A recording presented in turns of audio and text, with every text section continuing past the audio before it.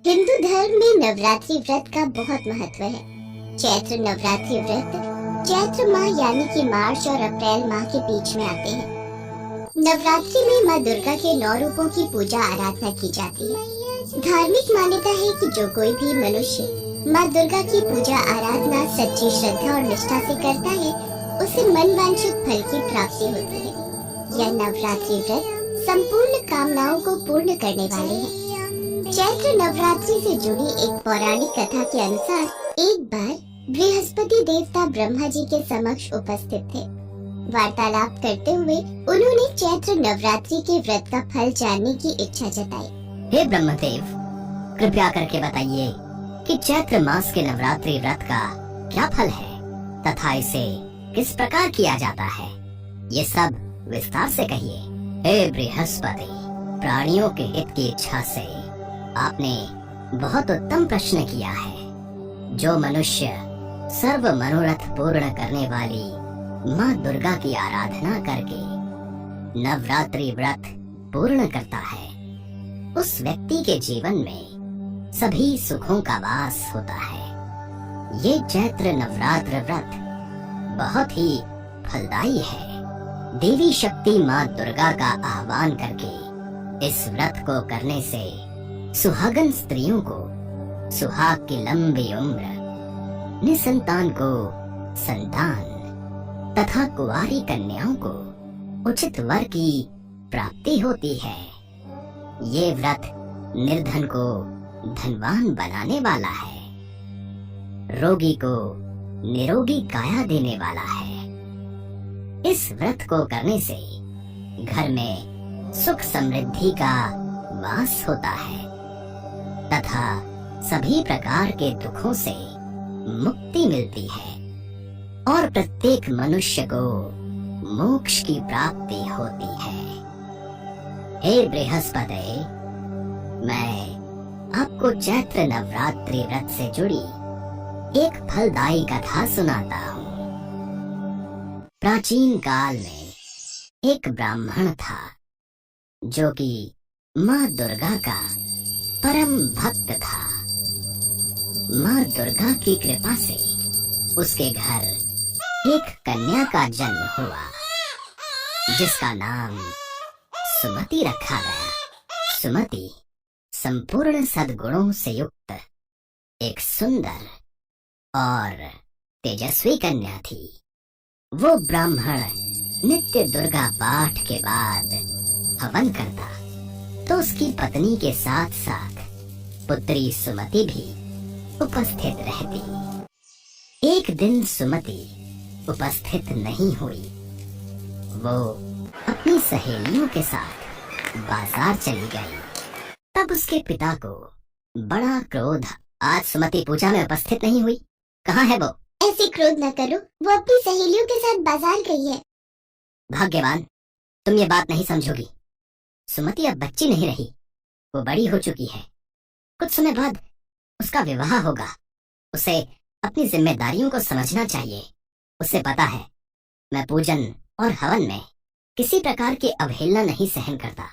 उसे पूजन और हवन में उपस्थित रहना चाहिए था। तभी सुमति आ जाती है। तुमने ये सही नहीं किया।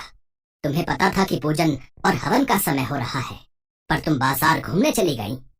तुम्हें पता भी है कि तुमने कितना घोर पाप किया है। अब मैं इसकी सजा तुम्हें अवश्य दूंगा। मैं तुम्हारा विवाह किसी निर्धन या फिर रोगी कोढ़ी से कर दूंगा। क्रोध में आकर अपनी बेटी के साथ ऐसा अन्याय मत करो, उससे भूल हुई है। माँ, कोई बात नहीं, यदि पिताजी ऐसा ही चाहते हैं तो ऐसा ही होगा। पिताजी, आप मेरे पिता हैं। आप मेरा विवाह जहाँ भी करें, मैं खुशी खुशी स्वीकार कर लूंगी। आप चाहे मेरा विवाह जिससे भी करें, पर मेरे भाग्य में जो लिखा है वही मुझे मिलेगा।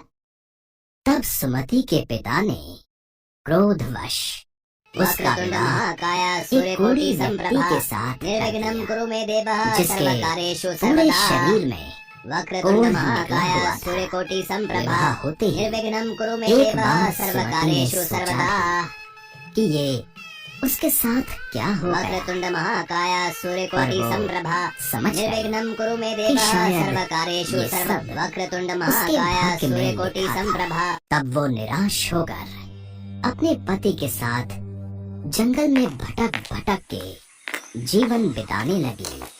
जंगल में भयानक जानवर कभी कभी सुमति को डरा देते थे। सुमति माँ दुर्गा का नाम लेती थी, क्योंकि वो बचपन से ही अपने पिता को माँ दुर्गा की स्तुति करते देखती आई थी।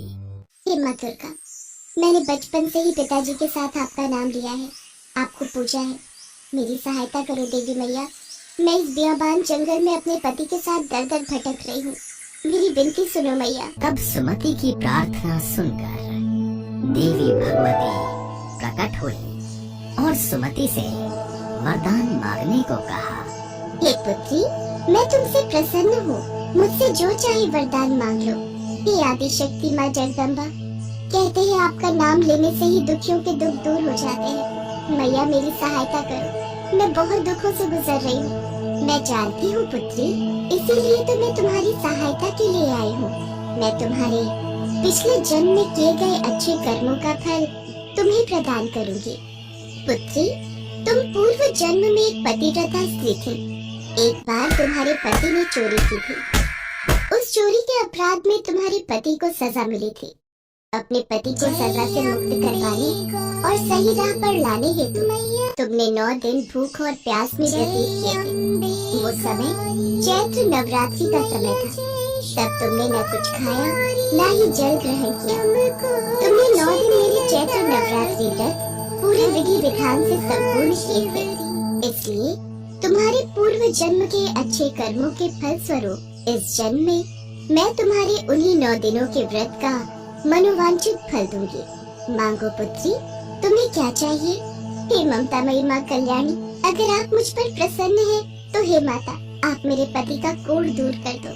पुत्री, मैं तुम्हारी इच्छा अवश्य पूर्ण करूंगी।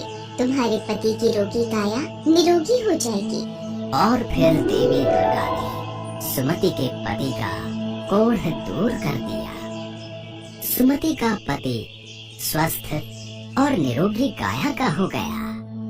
माँ दुर्गा ने सुमति को संतान प्राप्ति का वरदान दिया। इतने फलदायी चैत्र नवरात्रि का प्रभाव देखकर सुमति ने माँ दुर्गा से विनती की कि वे उसे इस जन्म में भी चैत्र नवरात्रि व्रत रखने और उससे प्राप्त होने वाले विशेष फल का महत्व बताएं। हे मैया, कृपा करके मुझे चैत्र नवरात्रि व्रत पर मिलने वाले फल का विस्तार से वर्णन करें।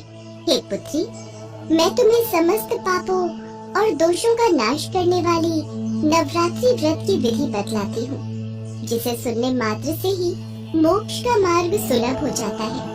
और फिर माँ दुर्गा ने सुमति को चैत्र नवरात्रि व्रत से मिलने वाले फल का वर्णन किया और उसके पश्चात सुमति और उसके पति को सुख समृद्धि का आशीर्वाद देकर माँ दुर्गा अंतर ध्यान हो गई। सुमति अपने पति के साथ वापस अपने गांव लौट आई।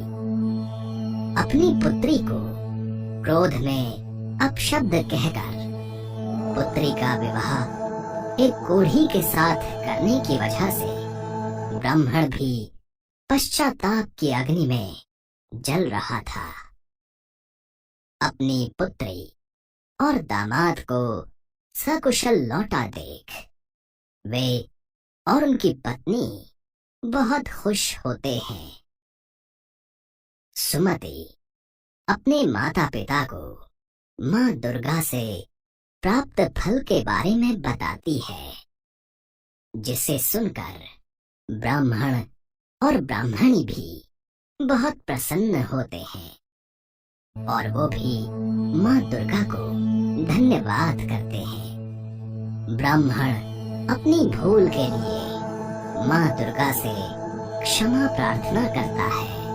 हे बृहस्पति देव, संपूर्ण पापों का नाश करने वाले चैत्र नवरात्रि व्रत जो भी मनुष्य नियम अनुसार पूर्ण करता है, उसके सभी मनोरथ संपूर्ण होते हैं, इसमें तनिक भी संदेह नहीं है।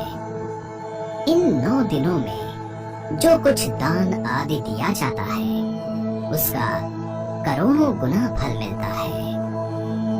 हे बृहस्पति, जो मनुष्य या स्त्री इस व्रत को भक्ति पूर्वक करता है वो इस लोक में नाना प्रकार के सुखों को भोग कर अंत में मोक्ष की प्राप्ति करता है। हे ब्रह्मदेव, इतने प्रभावशाली और फलदायी चैत्र नवरात्रि व्रत का महत्व सुनाकर आपने इस संपूर्ण सृष्टि को धन्य कर दिया। इसके पश्चात सभी देवता माँ दुर्गा का गुणगान करने लगे। सचमुच माँ दुर्गा के नवरात्रि व्रत इतने फलदायी हैं कि केवल मनुष्य ही नहीं बल्कि देवता भी माँ दुर्गा की स्तुति कर उनका आशीर्वाद प्राप्त करते हैं।